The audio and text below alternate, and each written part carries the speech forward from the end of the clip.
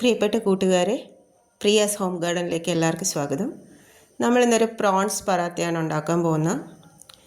പറാത്ത എന്ന് പറയുന്നത് നമ്മുടെ പൊറോട്ട പോലല്ല, ശരിക്കും നോർത്ത് ഇന്ത്യയുടെ ഒരു തനതായ റൊട്ടി ആണ് പറാത്ത എന്ന് പറയുന്നത്. നമ്മുടെ ചപ്പാത്തിയേക്കാളും കട്ടിയുള്ള അകത്ത് ഫില്ലിങ്സ് വെച്ചിട്ടാണ് പറാത്ത ഉണ്ടാക്കുന്നത്. പറാത്താസ് പലതരം ഉണ്ട്. ആലു പറാത്തയൊക്കെ നമുക്ക് കേട്ട് പരിചയം ഉണ്ടാവും. പറാത്തയുടെ ഒരു കേള വേഷനാണ് ഞാൻ ഉണ്ടാക്കാൻ നോക്കുന്നത്. വൃത്തിയാക്കിയ കൊഞ്ച് 150 ഗ്രാം.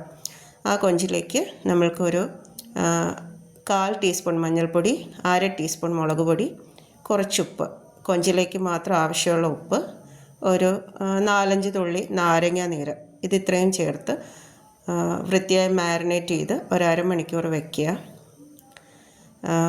കൊഞ്ച് വൃത്തിയാക്കുമ്പോൾ അതിൻ്റെ നാരൊക്കെ കളഞ്ഞ് എടുക്കാൻ പ്രത്യേകം ശ്രദ്ധിക്കണം. നമ്മുടെ പ്രോൺസ് വളരെ നല്ല ഫ്ലേവർഫുള്ളായിട്ടുള്ള ഒരു ഫിഷാണ്. ഫിഷ് എന്ന് പറയാൻ പറ്റില്ല.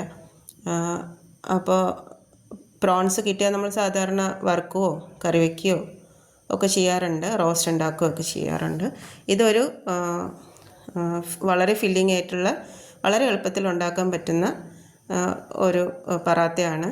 പ്രത്യേകിച്ച് കറികളൊന്നും ആവശ്യമില്ല എന്നുള്ളത് ഇതിൻ്റെ ഒരു പ്രത്യേകതയാണ്. ചൂടാക്കി ഇരുമ്പ് ചട്ടിയിലേക്ക് അല്ലെങ്കിൽ പാനിലേക്ക്, ചൂട് കട്ടിയുള്ള പാത്രമായിരിക്കണം എന്നേ ഉള്ളൂ. അതിലേക്ക് വളരെ കുറച്ച് എണ്ണ, നമ്മൾ ഇതിൽ വെളിച്ചെണ്ണ ഉപയോഗിക്കുന്നില്ല. പറാത്ത ഒരു നോർത്ത് ഇന്ത്യൻ ഫുഡായതിനാലും നമുക്ക് വെളിച്ചെണ്ണയുടെ ഒരു ടേസ്റ്റ് ഗോതമ്പിൻ്റെ ടേസ്റ്റുമായിട്ട് ചേർന്ന് പോകുമ്പോൾ ഒരു പറാത്തയുടെ ഫ്ലേവർ കിട്ടാത്തതുകൊണ്ട് നമ്മൾ ഏതെങ്കിലും ഒരു വെജിറ്റബിൾ ഓയിൽ, റിഫൈൻഡ് ഓയിൽ ഉപയോഗിക്കുക. നിങ്ങൾ ഉപയോഗിക്കുന്ന ഏതെങ്കിലും ഒരു റിഫൈൻഡ് ഓയിൽ, വളരെ കുറച്ച് എണ്ണ മതി. അതിലേക്ക് നമ്മുടെ മാരിനേറ്റ് ചെയ്ത് വെച്ച കൊഞ്ച് ചേർക്കുക. വളരെ ഡീപ്പായിട്ട് ഫ്രൈ ചെയ്യേണ്ട ആവശ്യമില്ല. കൊഞ്ചിൽ തന്നെ കുറച്ച് വെള്ളമുണ്ട്. എണ്ണയും വളരെ കുറച്ച് മാത്രമേ എടുക്കാവുള്ളൂ. ഒരു 1.5 ടീസ്പൂൺ എണ്ണ മതിയാകും. പിന്നെ നമ്മൾ ഇതിനകത്ത് കുഴഞ്ഞു പോകുന്ന തരത്തിലുള്ള യാതൊരുവിധ ഇൻഗ്രീഡിയൻസ് ഉപയോഗിക്കുന്നില്ല. നമുക്ക് വളരെ ഡ്രൈ ആയിട്ടാണ് ഫില്ലിംഗ് വേണ്ടത്. അപ്പോൾ ഒരു 1/4 ഭാഗത്തോളം കുക്കായിട്ടുള്ള കൊഞ്ച്, ഡീപ് ഫ്രൈ ഒന്നും ചെയ്തേക്കരുത്.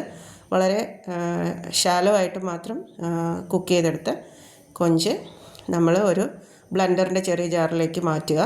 എന്നിട്ട് ഒറ്റ തവണ, അല്ലെങ്കിൽ മിക്സിയുടെ ചെറിയ ജാറിൽ ഒറ്റത്തവണ ഒന്ന് ക്രഷ് ചെയ്തെടുക്കുക. നമുക്കിതൊന്ന് പൊടിഞ്ഞ്, ഒരു പേസ്റ്റ് ഒന്നും ആക്കിക്കളയരുത്.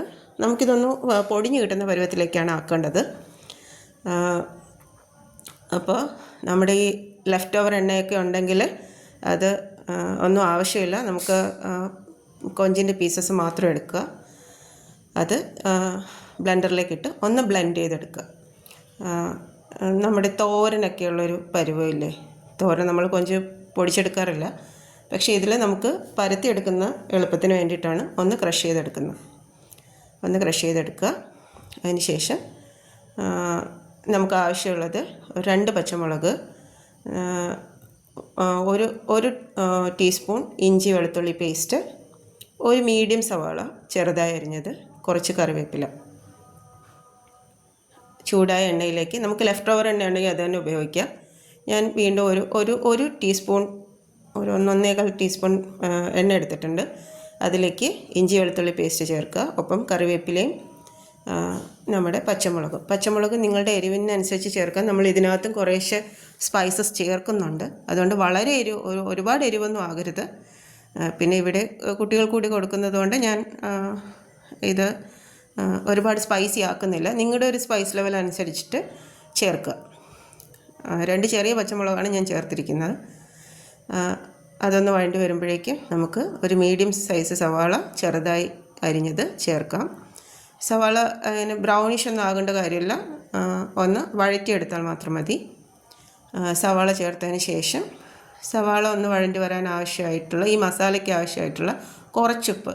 കാര്യം നമ്മൾ ഓൾറെഡി പ്രോൺസിൽ ഉപ്പിട്ടാണ് വേവിച്ച് വെച്ചിരിക്കുന്നത്. അതുകൊണ്ട് ഉപ്പ് കൂടിപ്പോയത് ഫില്ലിങ്ങിൽ.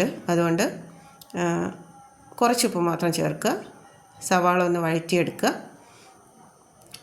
സവാള ഒന്ന് വെള്ളമൊക്കെ വലിഞ്ഞ്, അതായത് നമുക്ക് ഈ ഫില്ലിങ് ഒട്ടും വാട്ടറി അല്ലാതെ കിട്ടണം. ഇത് നമ്മൾ ഒരു മാവിൻ്റെ ഉരുളയ്ക്കകത്ത് വെച്ച് പരത്തിയെടുക്കാനുള്ളതാണ്. വെള്ളം കൂടിയാൽ നമുക്ക് കൃത്യമായിട്ട് ഈ പറാത്ത പരന്ന് വരത്തില്ല. അതുകൊണ്ട് നമ്മൾ തക്കാളി പോലുള്ള വാട്ടറി ആയിട്ടുള്ള ഇൻഗ്രീഡിയൻസ് ഒക്കെ ഇതിൽ നിന്ന് ഒഴിവാക്കിയിട്ടുണ്ട്. ഈ സവാള വഴണ്ടി വരാൻ ആവശ്യമായിട്ടുള്ള കുറച്ച് ഉപ്പ് ചേർക്കുക. അതിനുശേഷം സവാള നന്നായിട്ട് വഴറ്റിയെടുക്കുക. വഴറ്റിയെടുത്ത സവാളയിലേക്ക് നമ്മൾ വീണ്ടും കുറച്ച് ഒരു കാൽ ടീസ്പൂണിൽ താഴെ മഞ്ഞൾപ്പൊടി, ഒരു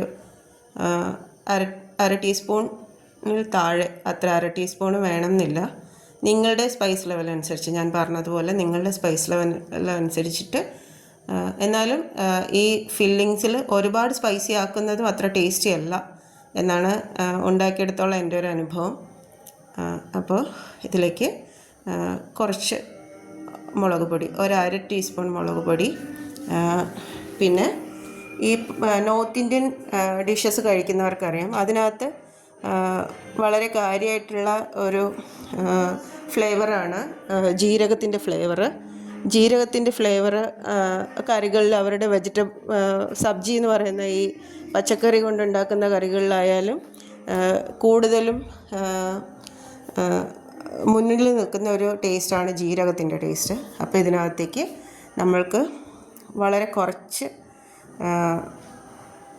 കാൽ ടീസ്പൂണിൽ താഴെ മഞ്ഞൾപ്പൊടി, കുറച്ച് ജീരകത്തിൻ്റെ ഒരു 2 നുള്ള ജീരകപ്പൊടി,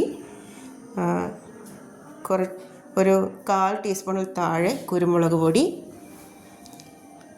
ഒരു കാൽ ടീസ്പൂൺ ഗരം മസാല പൗഡർ, ഒരു അര ടീസ്പൂണിലും താഴെ മുളക് പൊടി. ഇത്രയാണ് വേണ്ടത്. അപ്പോൾ മഞ്ഞൾപ്പൊടി, 2 നുള്ള ജീരകം പൊടിച്ചതാണ്, ഒരു കാൽ ടീസ്പൂൺ ഗരം മസാല പൗഡർ, അര ടീസ്പൂണിലും താഴെ മുളക് പൊടി. ഇത് ചേർക്കുമ്പോൾ നമ്മൾ സിമ്മ് നന്നായിട്ട് കുറച്ച് വയ്ക്കുക.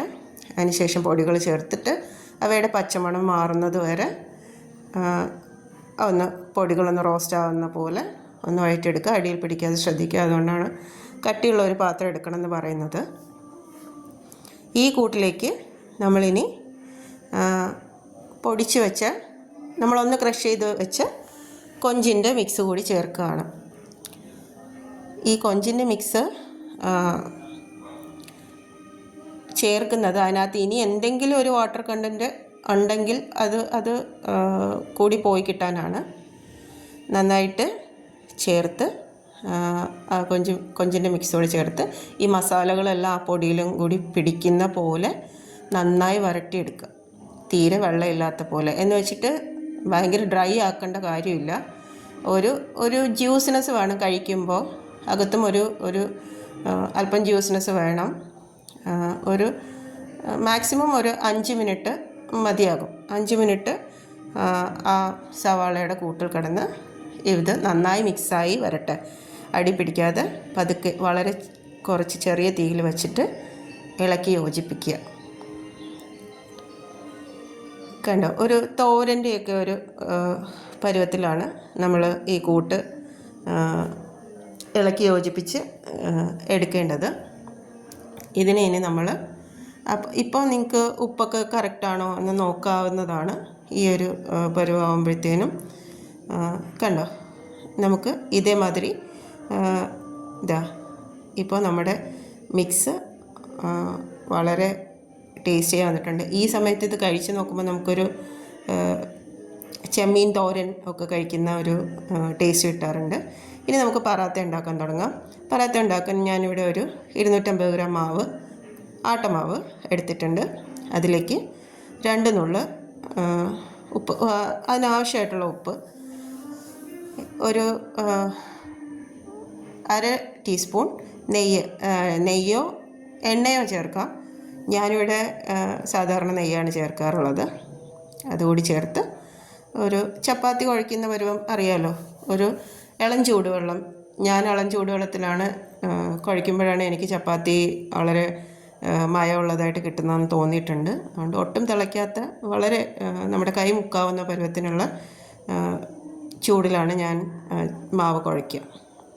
സാധാരണ പോലെ നിങ്ങൾ ചപ്പാത്തിക്കൊക്കെ കുഴയ്ക്കുന്ന പോലെ മാവിനെ ഒന്ന് കുഴച്ചെടുക്കുക.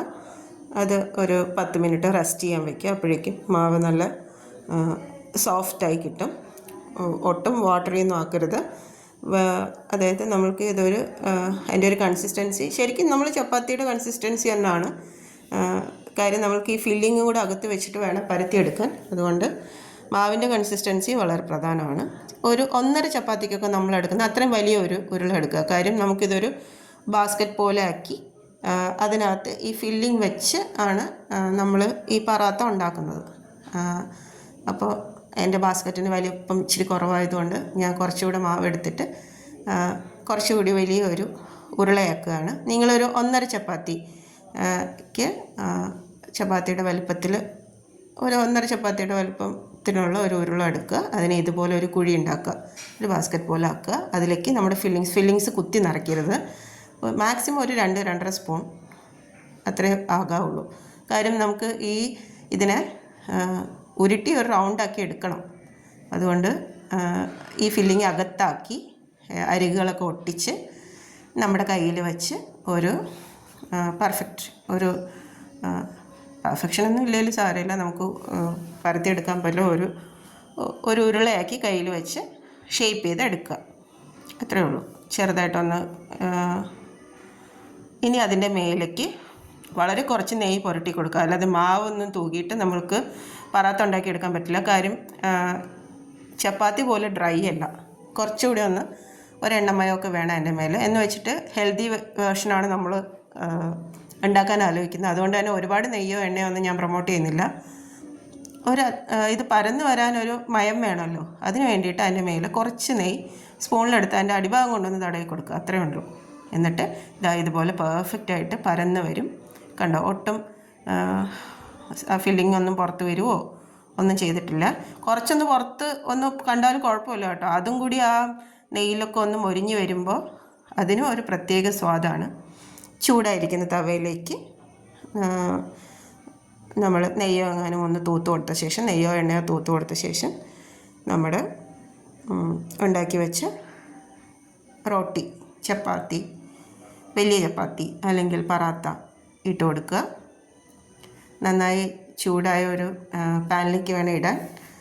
എന്നിട്ട് നോർമലി നമ്മൾ ചപ്പാത്തി ഉണ്ടാക്കുന്ന പാനിലേക്ക് ഇട്ട ശേഷം കുറച്ച് നെയ്യ് അതിൻ്റെ മേലെ, നിങ്ങൾക്ക് എണ്ണയാണെങ്കിൽ നെയ്യ് ഉപയോഗിക്കാത്തവർ എണ്ണയാണ് പ്രിഫർ ചെയ്യുന്നതെങ്കിൽ എണ്ണയും മതി. നോർത്ത് ഇന്ത്യൻസൊക്കെ ഇതിൻ്റെ മേലെ വളരെ ധാരാളമായിട്ട് നെയ്യൊക്കെ ചേർത്താണ് കഴിക്കുക, അല്ലെങ്കിൽ ബട്ടർ അങ്ങനെ. പക്ഷേ നമ്മളിപ്പോൾ അതിൻ്റെ കുറച്ചുകൂടെ ഹെൽത്തിയർ വേർഷനാണ് നോക്കുന്നതെന്നുകൊണ്ട് അത്രയ്ക്കൊന്നും എണ്ണയും നെയ്യൊന്നും ഞാൻ ചേർക്കുന്നില്ല. ഞാൻ വെറുതെ സ്പൂണ് കൊണ്ട് തടവുകയാണ് ചെയ്യുന്നത്. ആ സ്പൂണിലെടുത്ത നെയ്യ് പോലെ അതിൻ്റെ മേലെ ഇരിക്കുന്നേ ഉള്ളൂ. കണ്ടല്ലോ. അതുകൊണ്ട് ചെറിയ ബ്രൗൺ സ്പോട്ട്സൊക്കെ വന്ന് തുടങ്ങി. ഒരു സൈഡ് ചെറുതായിട്ട് ക്രാക്ക് ആവാൻ തുടങ്ങി. ഇതാണ് നമ്മുടെ പറാത്ത പെർഫെക്റ്റായി കുക്കായി എന്നുള്ളതിൻ്റെ ലക്ഷണം. ഈ ബ്രൗൺ സ്പോട്ട്സ് വന്ന് തുടങ്ങുമ്പോൾ നമുക്ക് മനസ്സിലാവും നമ്മുടെ പറാത്ത കുക്കായിട്ടുണ്ട്. എന്നിട്ട് 2 സൈഡ് വന്ന് അമർത്തി തിരിച്ചും മറിച്ചുമൊക്കെ ഇട്ട് നമ്മുടെ പറാത്ത കുക്കാവുന്നത് വരെ 2 സൈഡ് മറിച്ചിട്ടോ ഒക്കെ. നമ്മുടെ ഈ നോർത്ത് ഇന്ത്യയിൽ വീട്ടമ്മമാരൊക്കെ ഇങ്ങനെ കൈകൊണ്ട്, പണ്ടൊക്കെ നമ്മുടെ ഉമ്മമാരും അമ്മച്ചിമാരൊക്കെ ഉറട്ടിയൊക്കെ ഉണ്ടാക്കില്ല, അതുപോലെ കൈകൊണ്ടാണ് പരത്തിയെടുക്കുന്നത് വളരെ സ്പീഡിൽ. നോക്ക്, പെർഫെക്റ്റായിട്ട് നമ്മുടെ മസാലയൊക്കെ വന്നിട്ടുണ്ട്. നമ്മുടെ പറാത്ത വളരെ ഡെലീഷ്യസ് ആയിട്ടുള്ള പ്രോൺസ് പറാത്ത റെഡിയാണ്. ഇത് നമ്മുടെ ഒരു ലഞ്ച് ബോക്സ് ആയിട്ടായിട്ട് ഉപയോഗിക്കാവുന്നതാണ്. ഈ ഐറ്റം എന്തായാലും നിങ്ങൾ ഡെഫിനറ്റായിട്ടും ട്രൈ ചെയ്ത് നോക്കണം. Thank you all.